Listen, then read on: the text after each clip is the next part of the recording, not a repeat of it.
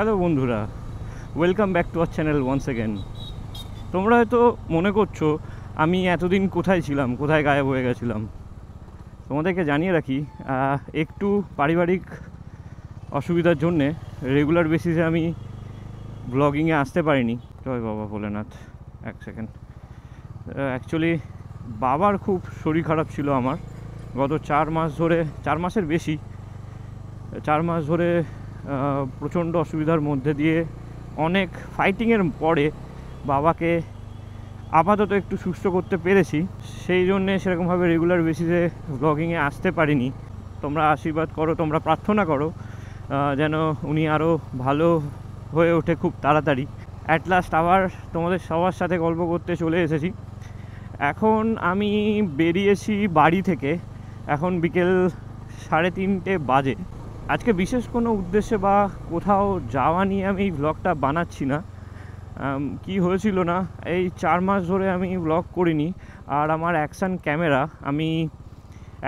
Camera যেটা use করছি এখন, সেটা হচ্ছে DJI Action 2।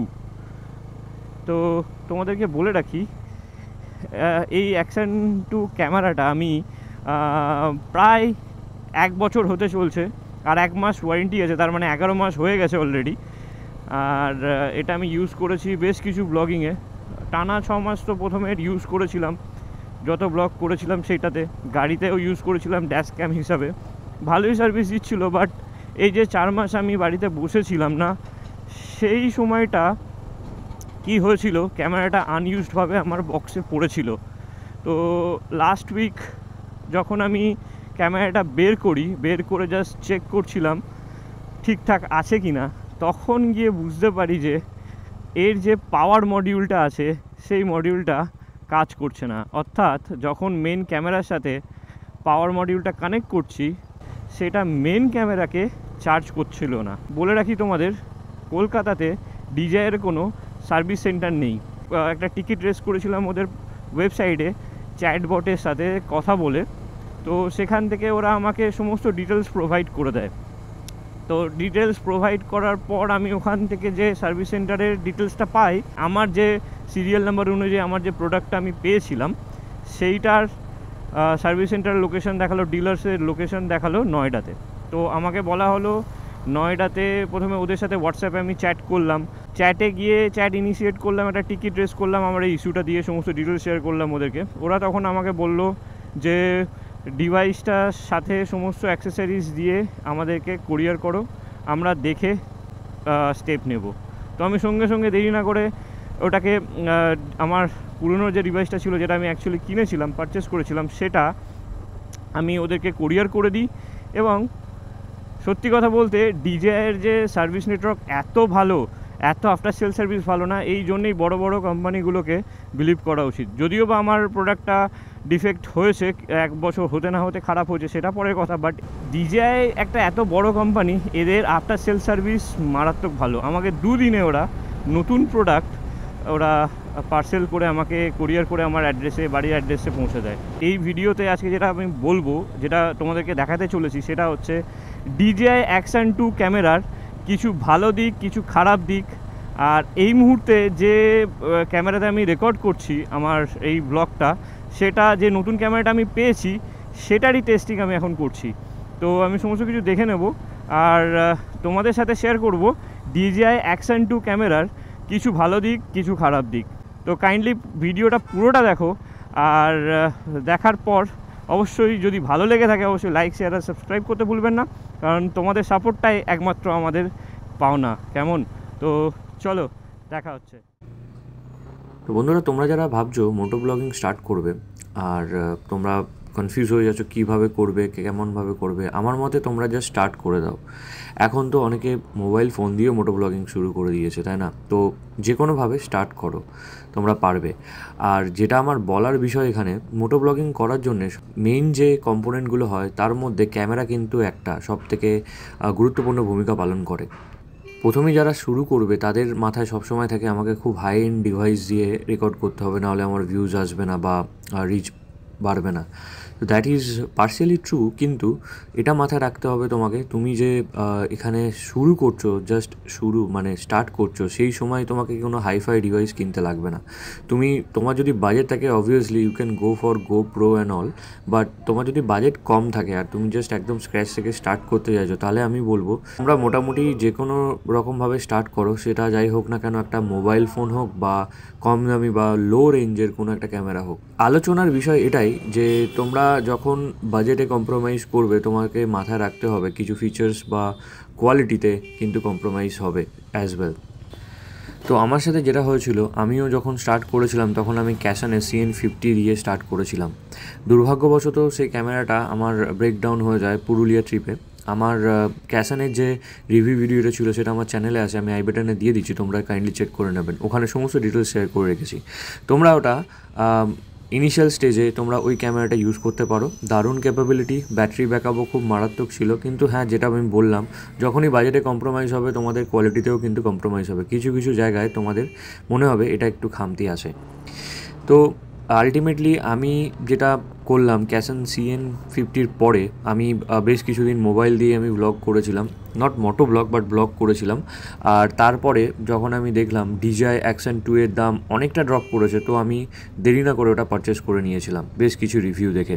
তবে তোমাদের বোঝা উচিত, ইলেকট্রনিক্স জিনিস কিন্তু চললে চাঁদ পর্যন্ত চলবে, না হলে কিন্তু সন্ধেবেলা পর্যন্ত চলবে, এরকম ব্যাপার। আমরা ব্যাপারটাকে নেগেটিভলি বেশি নেব না, আমরা পজিটিভলি নিয়ে এগিয়ে যাব। বাজেট অনুযায়ী আমাদেরকে বেছে নিতে হবে কম বাজেটের মধ্যে সবথেকে বেস্ট অপশানটা।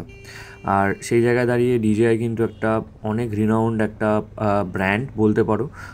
তোমরা যদি ভাবো যে আমি একটা বিগিনার সেট আপ করতে চাই, তো সেই জায়গায় দাঁড়িয়ে কিন্তু DJI Action 2 ক্যামেরাটা কিন্তু একটা খুব ভালো অপশান হতে পারে, কারণ এর যে কোয়ালিটি আর এর যে পারফরমেন্স দারুণ। চলো দেরি না করে তোমাদেরকে শেয়ার করি এর কিছু ভালো দিক আর খারাপ দিক, যাতে তোমাদের বুঝতে সুবিধা হয় আর তোমরা চুজ করতে পারো কারেক্টলি। চলো। হ্যালো বন্ধুরা, তো আজকে আমার এই ভিডিওর মূল যে প্রধান যে বিষয় সেটা হচ্ছে আমার এই ছোট্ট ক্যামেরা, যেটা DJI Action 2 অ্যাকশন ক্যামেরা, সেটার বিষয়। তো আমি এটা মোটামুটি প্রায় এক বছর ইউজ করছি, আর তার মধ্যে আমি বেশ কিছু ভালো দিক আর খারাপ দিক লক্ষ্য করেছি এই ক্যামেরাটার মধ্যে। তো আজকে সেই বিষয় নিয়েই তোমাদের সাথে আলোচনা করব, যাতে তোমাদের সুবিধা হয় সঠিক একটা ক্যামেরা বাছাই করার জন্য। এই ভিডিওতে এই ক্যামেরার ফিচার নিয়ে তোমাদের সাথে কোনো আলোচনা করব না, এই ক্যামেরার যে ভালো দিক আর খারাপ দিক সেইগুলো নিয়ে তোমাদের সাথে আলোচনা করব। চলো দেরি না করে সবার প্রথম যেটা আলোচনা করব আমরা, সেটা এই ক্যামেরাটার ভালো দিকগুলো। সবার প্রথমেই তোমাদেরকে বলবো, এই ক্যামেরাটা খুবই কম্প্যাক্ট একটা সাইজে, যেখানে সেখানে তোমরা আরামসে এটাকে বয়ে নিয়ে যেতে পারবে, তোমাদের কোনো অসুবিধা হবে না। এই ক্যামেরাটা দুটো পার্টে আসে। তো এটা হচ্ছে মেন ক্যামেরা মডিউল, যেটাতে ক্যামেরাটা রয়েছে আর তার সাথে একটা অ্যাটাচ স্ক্রিন রয়েছে। সাথে আমি যেহেতু পাওয়ার কম্বো নিয়েছি তাই এটা পাওয়ার মডিউল। তো এটা ডিটাচেবল, তোমরা খুলে এটাকে আলাদা করতে পারবে আর ক্যারি করতে তোমাদের খুবই সুবিধা হবে। এই ক্যামেরাটার যেটা আর একটা ইনোভেটিভ একটা ফিচার বলতে পারেন, এর ম্যাগনেটিক যে কেসিং বা অ্যাক্সেসরিজগুলো, অর্থাৎ এই যে দেখছেন আমি ডিটাচ করলাম, এটা পুরোপুরি ম্যাগনেটিক। দেখুন কিভাবে আটকে গেল। আর ম্যাগনেটিক মানে আপনারা ভয় পাবেন না যে এটা সেফ নয়, হ্যাঁ এটা অত্যন্ত সেফ। ম্যাগনেটিক সাথে দেখুন এখানে ক্লিপ আছে, এই ক্লিপের সাথে কিন্তু এটা লক আনলক হয়। তো যখন আপনারা খুলবেন এরকম টানাটানি করলে কিন্তু ক্যামেরাটা ডিটাচ হবে না, এটা কিন্তু দুদিক দিয়ে প্রেস করে আপনাকে ডিটাচ করতে হবে। সুতরাং ম্যাগনেটিকটা যেরকম পাওয়ারফুল, সাথে এই ক্লিপটাও কিন্তু খুব সেফ। তো এটা নিয়ে ভয় পাওয়ার কোনো দরকার নেই। ভালো দিক বলতে গেলে এই ম্যাগনেটিক হওয়ার জন্যে এই যে অ্যাক্সেসরিজগুলো সেগুলোও ম্যাগনেটিক। যেমন এই ক্যামেরার বক্সের সাথে আপনারা পেয়ে যাবেন একটা নেকলেস, এটা আপনারা গলায় মাউন্ট করে আপনি ভিডিওগ্রাফি করতে পারবেন উইদাউট এনি হ্যাসেল। দেখুন কিভাবে এটা আটকাবে। এটা যখন আপনারা গলায় পরে নেবেন তখন এইভাবে আপনারা এটা ক্যারি করতে পারবেন, এটা অন্যরকম একটা FOV ক্রিয়েট করার জন্য। তো এটা একটা খুব ভালো দিক। এর সাথে আরও অ্যাক্সেসরিজ আছে মাউন্ট করার জন্যে, এবং আপনি যদি হেলমেটে মাউন্ট করতে চান তো তার জন্যে এই ম্যাগনেটিক মাউন্টগুলো আপনারা বক্সের মধ্যে পেতে পারেন। যেমন এই মাউন্টটা আপনার ক্যামেরার নিচে আটকে দেওয়ার পরে খুব সহজেই আপনারা এটা যে কোনো জায়গায়, যেরকম হেলমেটে চিন অথবা বাইকের বার হ্যান্ডেলে আপনারা এর সাথে ক্যামেরাটা খুব সহজেই মাউন্ট করতে পারবেন। তো এটা হচ্ছে এর একটা অ্যাডভান্টেজ ম্যাগনেটিক সমস্ত অ্যাক্সেসরিজ হওয়ার জন্য। এই ক্যামেরাটা এত ছোট আর কম্প্যাক্ট হওয়া সত্ত্বেও এর যা ক্যাপাবিলিটি সেটা মারাত্মক, কারণ এর যে লেন্সটা এটা মারাত্মকভাবে কেপেবল, খুব সুন্দর ভালো ফুটেজ, প্রফেশনাল ফুটেজ গুলোকে ক্যাপচার করার জন্য। কারণ এর যে হাইস্ট ক্যাপাবিলিটি অফ রেকর্ডিং সেটা হচ্ছে, তোমাদেরকে আমি দেখিয়ে দেব, 4K 120 fps। তোমরা বুঝতেই পারছো 4K 120 fps-এ এই ক্যামেরাটাই, ছোট্ট টাইনি ক্যামেরাটা রেকর্ড করতে পারে। এই বাজেটে আমার পারচেস প্রাইস পড়েছিল প্রায় 15,000 টাকা এই ক্যামেরাটা উইথ পাওয়ার কম্বো। এই বাজেটে 4K 120 fps অন্য কোনো ক্যামেরায় দেয় বলে আমার মনে হয় না। 4K-তে রেকর্ড করার সাথে সাথে এর আরও একটা খুব অ্যাডভান্টেজ যে বিষয়, সেটা মোটো ব্লগিং করতে খুবই সুবিধা হয়, সেটা হচ্ছে এর স্টেবিলিটি। এর রক স্টেডি স্টেবিলিটি যে অপশান, সেটা খুবই স্টেবল, মারাত্মক স্টেবল একটা অপশান। বিভিন্ন টেরেনে যখন আপনারা বাইক চালিয়ে যাবেন অথবা গাড়ি চালিয়ে যাবেন, যে কোনো রোড কন্ডিশন বলুন না কেন, যতই খারাপ রাস্তা হোক না কেন, মারাত্মকভাবে স্টেডি ভিডিও এ প্রোভাইড করতে পারবে, এরকম সক্ষমতা এর আছে।